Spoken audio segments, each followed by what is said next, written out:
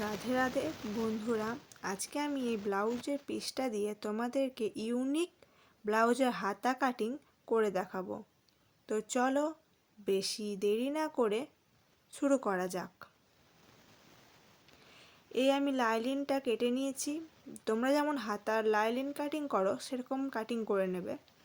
এবার এর ওপরে আমি 1.5 ইঞ্চিতে মার্কিং করছি এবং লম্বায় নিয়েছি 4.5 ইঞ্চি। তোমরা এর বেশি নিতে চাইলে নিতে পারো। এরকম ঢাকনি প্রত্যেকের বাড়িতে থাকবে। এইটা দিয়েই আমি আজকে আমার এই ডিজাইনটা কমপ্লিট করব।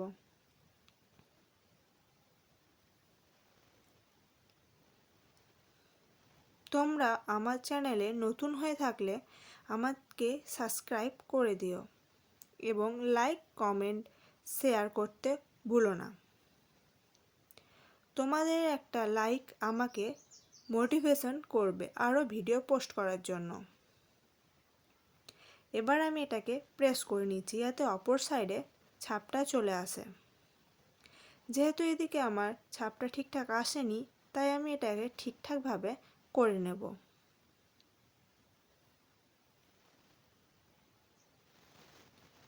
এটাকে আমি ঠিক করে নিচ্ছি।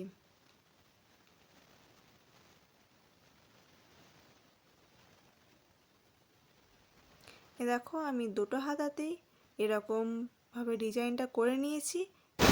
এবার এটাকে কাপড়ের ওপরে বসাবো। কাপড়ের সোজা সাইডটাতে এটাকে আমি রাখলাম।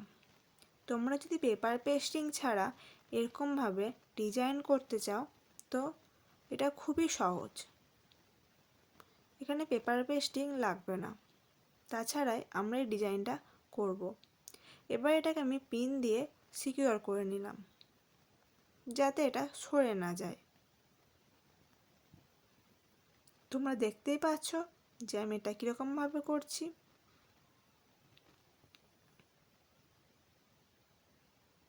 এবার এর ওপরে আমি চাপ সেলাই দিয়ে দেব। একটু সাবধানের সাথে সেলাইটা দেবে যাতে কোণটা ঠিকঠাক আসে।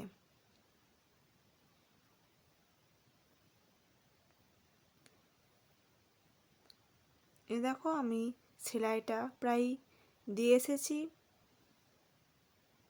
এবার এটাই কাটিং করে নিচ্ছি। একটু কাপড় রেখে কাটিংটা করবে যাতে সেলাইয়ের ওপর কাট না পড়ে। সেলাইয়ের ওপর কাট পড়ে গেলে অনেক সমস্যা হবে, যাতে ডিজাইনটা ঠিকঠাক হবে না। এবার এখানে কোণগুলোতে আমি কাটিং করে নিচ্ছি।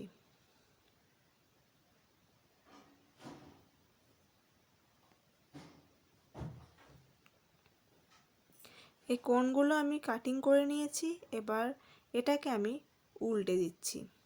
তোমাদেরকে দেখাচ্ছি এটা ঠিক করে নিয়ে। দেখো এরকমভাবে তোমরা করবে।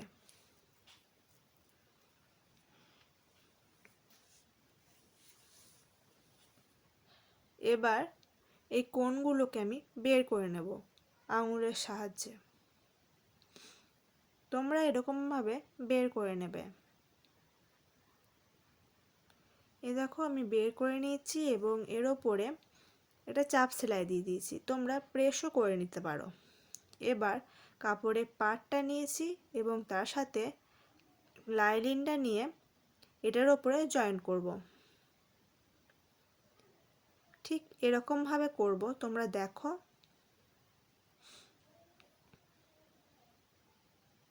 দেখলেই বুঝতে পারবে এটা খুবই সহজ। এই দেখো আমি জয়েন করে নিয়েছি। এবার এটার সাথে এটাকে বসিয়ে দেব।